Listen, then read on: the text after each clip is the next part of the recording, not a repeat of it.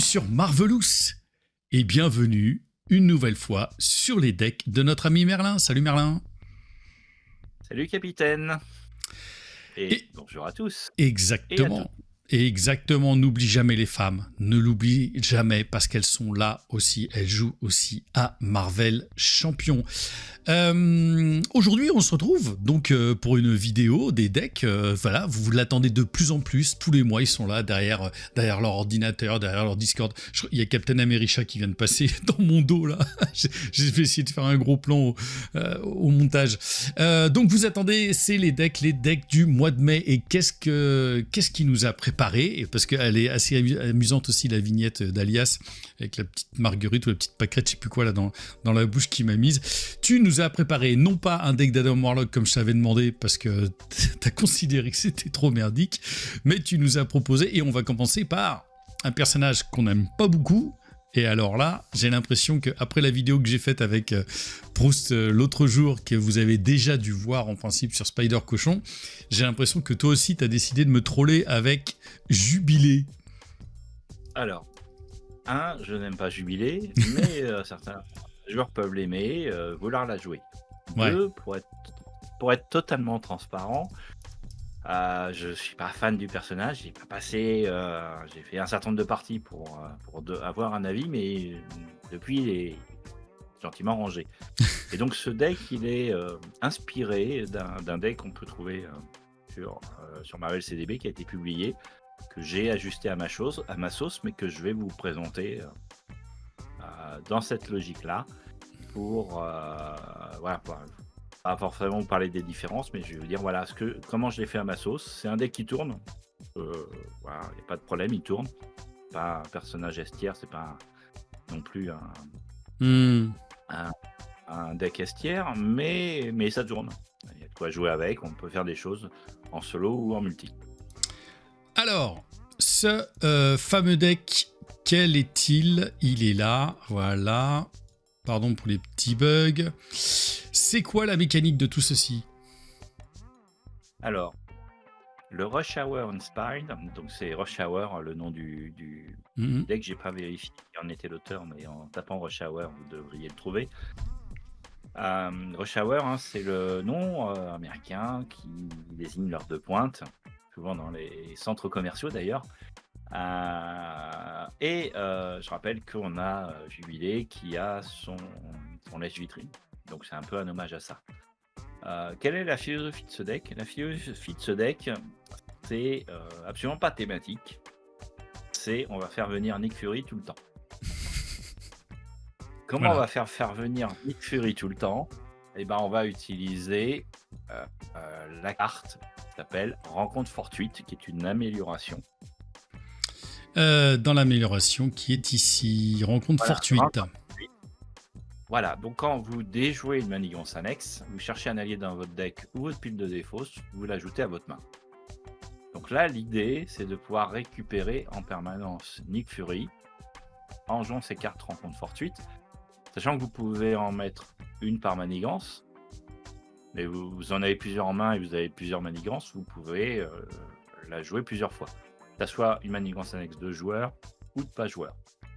Pour augmenter les chances d'avoir des manigances annexes accessibles à rencontre fortuite, vous avez un certain nombre de manigances annexes de joueurs, hein, vous en avez 5 en plus du lèche-vitrine, qui vous permet de pouvoir avoir des cibles à cette rencontre fortuite, de pouvoir récupérer donc votre Nick Fury et ensuite de le jouer. Donc ça, c'est la mécanique de base. J'avais complètement oublié cette carte, hein. Pardon, je te coupe, mais j'avais complètement oublié cette carte, moi. C'est fou, elle était dans le pack de Vision, et j'ai complètement perdu cette carte, hein. C'est dingue. Pardon, vas-y, continue. On peut en faire des choses. Ouais, mais non, mais là, visiblement, avec ce que tu me dis, ouais. On peut en faire des choses dans cette logique-là. Yes. La cible première va quand même rester lèche-vitrine. Donc lèche-vitrine, je vous rappelle que vous pouvez... là, on va regarder l'action d'Alter Ego de Jubilé. Hein. Je vous rappelle que son action d'Alter Ego consiste à aller chercher la manigance de joueur de lèche-vitrine et de la mettre en jeu. Voilà, et lèche-vitrine est ici. Donc c'est une action d'Alter Ego, il faut la faire en Alter Ego.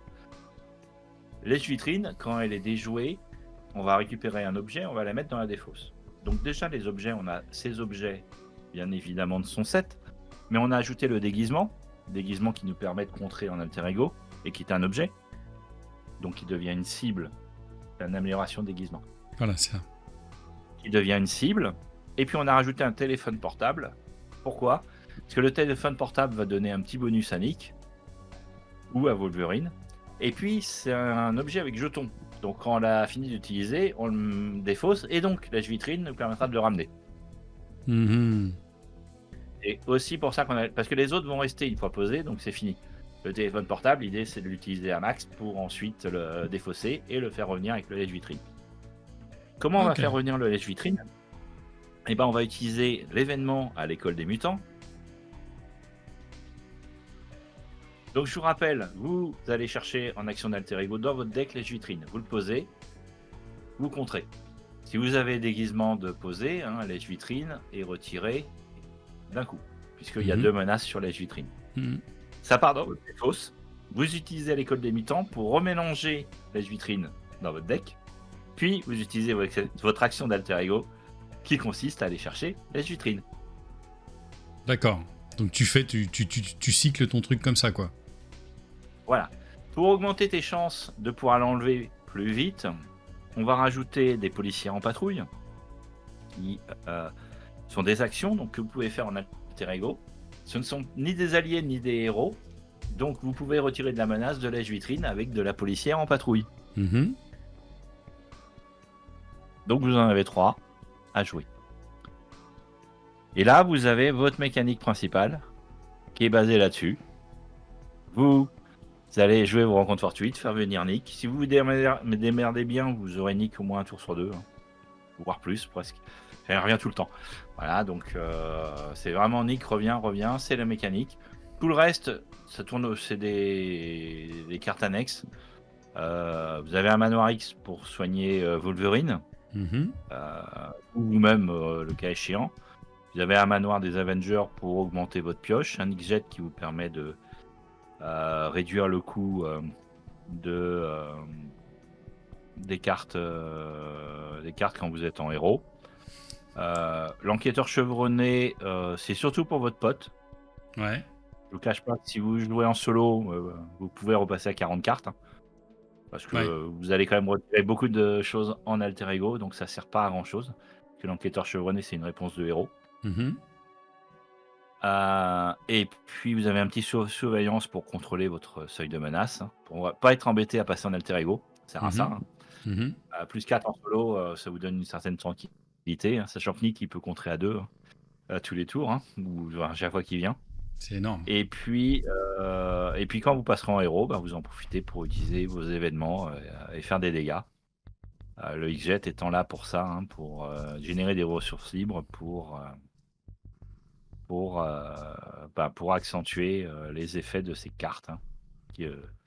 Vous en avez qui vont dépendre du nombre de ressources différentes que vous utilisez, comme feu d'artifice ou éclair lumineux ou lumière aveuglante. Donc ça, c'est voir le bouquet final, c'est le même principe. Donc l'intérêt d'avoir ce X-Jet posé. Et on a fait le tour du principe de la mécanique. Le quartier d'équipage, c'est pour soigner parce que vous n'allez jamais défendre. Le Manoir X peut vous soigner aussi. Donc ça vous fait potentiellement 2 soins par tour sans vous incliner. Sachant que vous n'avez pas besoin de vous incliner pour aller chercher lèche-vitrine. Et ça, tu le sens plutôt multi ou c'est plutôt solo Il y a Captain America là, qui fait sa présentation. Elle aime bien venir sur les vidéos en ce moment. Elle me troll. Vas-y, pardon, excuse-moi. Oui, ça, tu le sens plus en solo ou multi Ça tourne bien en solo, il n'y a pas de souci, surtout si vous avez posé sous surveillance pour ne pas être embêté par la menace. Donc ça tourne bien en solo. Si vous jouez en multi, ça tourne bien aussi en multi parce que toutes les manigances annexes de jour vont profiter à tout le monde. Donc tout le monde va être preneur, de ça. Donc tournez en multi comme en solo. Téléphone portable pourront être utilisés également pour vos potes. Euh, Et d'un point de vue mulligan, là-dessus, on essaye de trouver au plus vite. Bon, de toute façon, avec son action d'alter ego, on sait très bien ce qu'on peut aller chercher. Mais on essaye de construire ton cycle tel que tu l'as proposé, quoi. Déguisement est utile parce qu'au premier tour, on peut tout de suite Hmm. enlever un lèche-vitrine. Donc Ouais. c'est pas mal déguisement. Après, on peut aussi aller le chercher avec lèche-vitrine. Hmm. Les rencontres de suite et les sous-surveillance sont de toute façon utiles.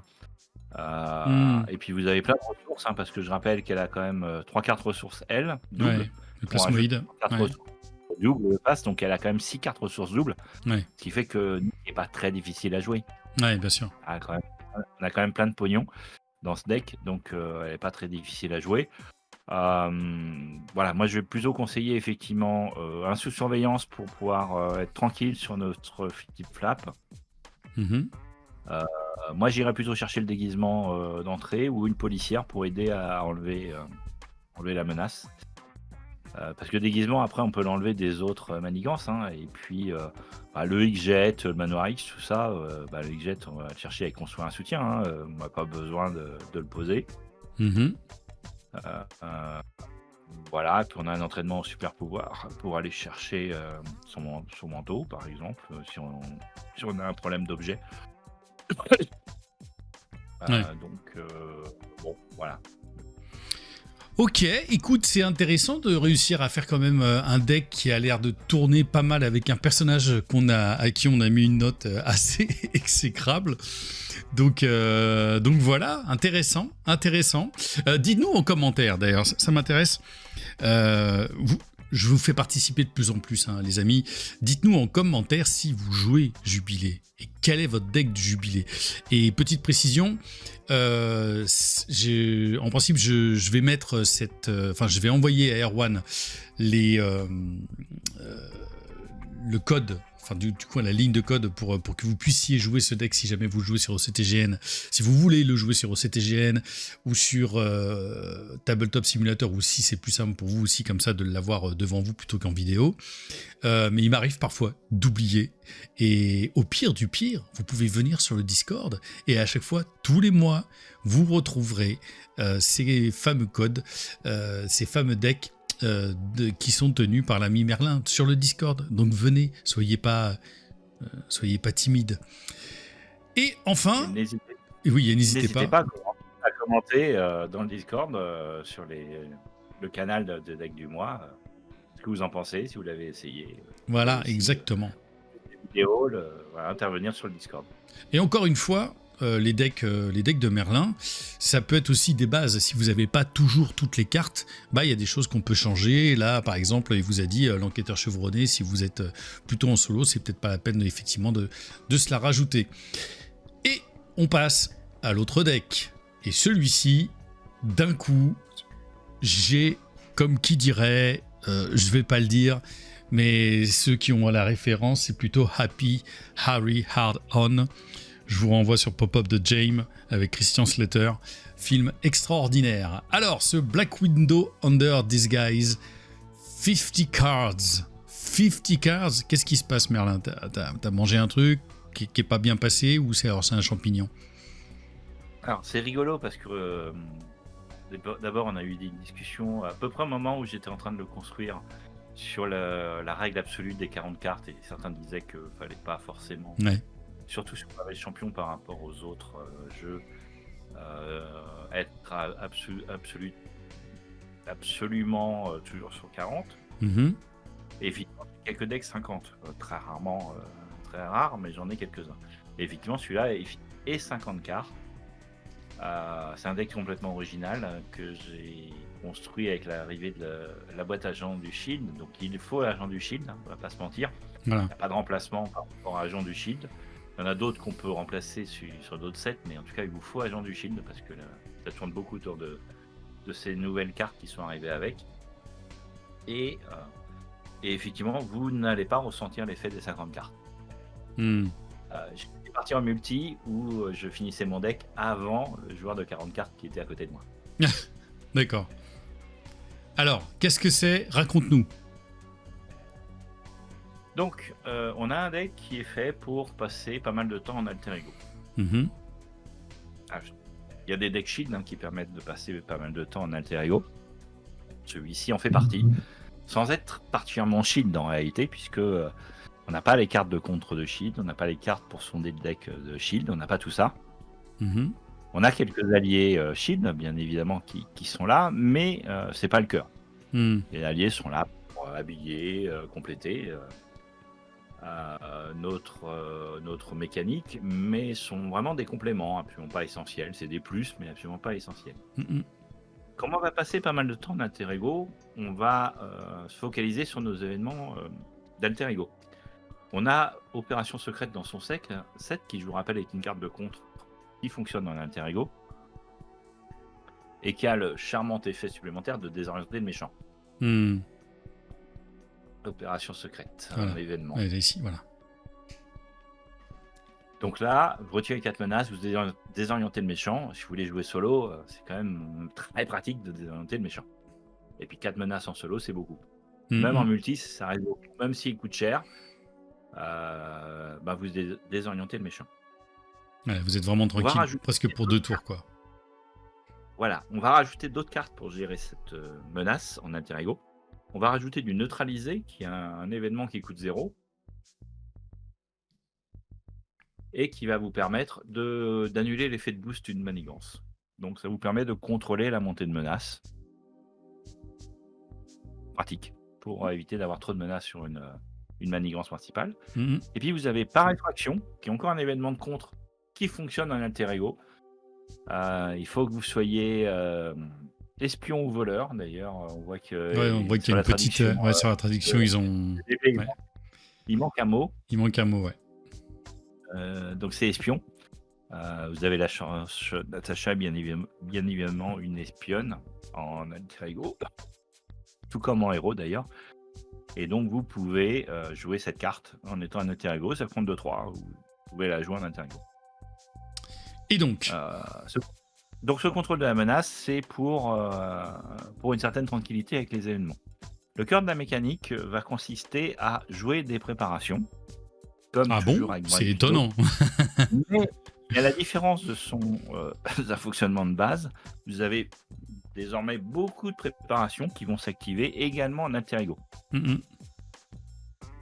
Qu'est-ce qui va s'activer en alter ego? Vous avez tout d'abord le contre-espionnage, qui est toujours le contrôle de la menace que vous connaissez Bien sûr. et qui fonctionne en alter ego. Vous avez également ce qui fonctionne en alter ego, qui est lié aux nouvelles cartes, qui sont Informant et Intelligence. Informant vous permet, lorsqu'un sbire manigance, de le défausser, cette carte préparation Informant, pour retirer de la menace au lieu d'en mettre. Hmm, hmm. Donc là, vous allez contrôler la montée de menace. Alors c'est un seul par joueur sur la table, mais et vous pouvez en poser une. Et là, vous allez contrôler la menace. Alors si jamais vous avez votre sbire Taskmaster qui va avoir des caracs surdimensionnés en fonction des préparations, Ouais. il peut vous retirer 6 ou 8 menaces de la principale. Dans l'effort, vous le remerciez. T'as presque envie de le voir. Voilà. Et vous avez une première combinaison avec notre ami Quake. Je vous rappelle que Quake, Quand un lorsque sbire a vous- manigancé, ouais. un sbire manigance, et elle lui fait 2 dégâts, Hmm. gratos, inclinant. Donc là, il vous a dépanné en enlevant de la menace et vous lui filez une baigne. Et puis si vous le tuez pas, vous le gardez pour vous regardez pour rejouer une Informant au prochain tour. Vous avez également Intelligence, qui est une carte plus intéressante en multi qu'en solo, on va pas se mentir. C'est une carte qui vous permet de répartir les cartes rencontres. En particulier, vous pouvez voir celle qui est sur le dessus du deck rencontre et l'interchanger. Donc en solo, vous aurez souvent une carte plus celle du dessus du deck rencontre. Parfois, vous en aurez 2 parce que vous aurez fini votre deck ou il y aura eu un événement. Et quand vous êtes en multi, vous avez vite 3, 4, 5 cartes sur la table et de pouvoir décider dans quelle ordre vous allez les révéler et qui va les avoir, c'est très utile. Hmm. Vous n'allez pas le faire tous les tours, mais les tours où vous finissez votre deck, vous allez vouloir répartir ses cartes. Et ça vous permet d'avoir un tour où vous savez exactement ce qui va se passer et donc de gérer complètement ce tour du méchant. En tout Super. cas, cette phase de carte rencontre qui peut Mm, mm. parfois être très mortelle. Ah, vous pouvez vous arranger pour que une ombre du passé n'arrive pas, soit remise au-dessus du deck pour l'avoir en boost sur le coup d'après. Enfin voilà, vous avez quand même des choses qui sont très utiles. Et puis vous avez la troisième nouvelle carte qui est vraiment les Anglais diraient le game changer, mais c'est vraiment cette nouveauté-là qui va enrichir la mécanique de Black Widow de manière très forte, c'est le practice plan. Le practice plan, c'est toujours une par joueur, mais après avoir défaussé une préparation que vous contrôlez, vous défaussez le practice plan et vous récupérez la carte dans votre main. Donc vous utilisez vos préparations, vous défaussez practice plan et vous récupérez la préparation. Ouais. Et là, on va commencer à parler de la boucle infinie. Puisqu'on on va aller regarder le refuge numéro 29. Qu'est-ce que fait le refuge numéro 29? Il vous permet de choisir une carte préparation dans votre pile de défauts et de l'ajouter à votre main. Donc, explication de ce qui va se passer. Vous êtes en alter ego. Vous ajoutez de la menace sur la manigance principale, soit parce que c'est celle du début du tour, soit parce que le méchant manigance. Mhm. Et contre-espionnage vous permet d'en enlever 3. D'en annuler 3. Déjà. Donc en multi, c'est tranquille. En solo, encore plus, mais en multi, c'est tranquille. Ouais. Vous déclenchez le practice plan, vous récupérez le contre-espionnage dans votre main. Au tour d'après, avec le refuge, vous allez chercher practice plan. Mm. Vous reposez practice plan qui est gratuit, et vous utilisez vos 2 bracelets qui sont vos améliorations, les bracelets de Black Widow, qui permettent de réduire le coût d'une préparation. Donc vous allez rejouer gratuitement contre espionnage. Donc tous les tours, vous allez On est certain. réduire de 3. Ouais. C'est incroyable. Et c'est gratuit. Mm, Vous n'avez mm. rien dépensé Mm, pour mm. l'instant. Ça, c'est gratuit. Et le pouvoir de Black Widow vous permettant de piocher une carte, vous avez pioché une carte au passage. Ouais. Alors, évidemment, vous pouvez utiliser Practice Plan sur d'autres préparations que vous pourriez déclencher. Par exemple, une Informant. Si votre sbire est toujours là, éventuellement, vous allez pouvoir aller les récupérer. Mm. Sachant que comme vous n'avez pas contre-espionnage, vous avez aussi des possibilités de les piocher. Donc vous allez pouvoir comme ça, avec ce Practice Plan, récupérer toutes les cartes qui vous intéressent. Et grâce au refuge 29, vous aurez la possibilité de le reposer. Donc le refuge 29 est une carte essentielle. Pour cela, et réduire le risque de devoir l'attendre, on a construit un soutien pour aller chercher le refuge 29. Plus vite. Ouais, ouais. Voilà, en solo, c'est 3, donc vous pouvez l'enlever avec vos cartes de contre. Vous en avez 4 dans le deck. Si vous avez posé déguisement, vous pouvez incliner Black Widow, enlever 2 menaces, donc en 2 tours, vous l'enlevez aussi. Ça, vous faites poser refuge 29. Si vous avez déjà le refuge 29, vous pouvez jouer un héliporteur ou une équipe de surveillance. Vous avez toujours une cible pour construire un soutien, donc c'est jamais perdu dans ce deck. Vous avez également d'autres cartes qui se déclenchent en alter ego, qui sont dans les préparations, notamment l'espionnage. Très utile sur certains scénarios avec beaucoup de renforts. Mm, Que là, vous avez 2 cartes. Et puis si vous n'avez rien de mieux à faire, je vous rappelle que vous pouvez aller la récupérer en main avec Practice Plan. mm. Ou si vous n'avez pas besoin de récupérer un Practice Plan, vous la mettez dans la défausse et vous la récupérez avec le refuge 29. Donc avec le refuge 29, vous allez rechercher vos préparations. Et vous avez là l'intérêt d'avoir un deck de 50 cartes. Parce que déjà, vous allez effectivement piocher beaucoup, puisque vous allez avoir des mains assez fortes. Ouais, c'est Et en conséquent, plus, ouais. vous n'allez pas forcément épuiser votre deck. Parce que quand vous n'avez rien de particulier à faire, vous allez poser vos autres préparations de héros. Puis quand vous passez en héros, vous déclenchez tout ce que vous pouvez pour faire très mal aux méchants.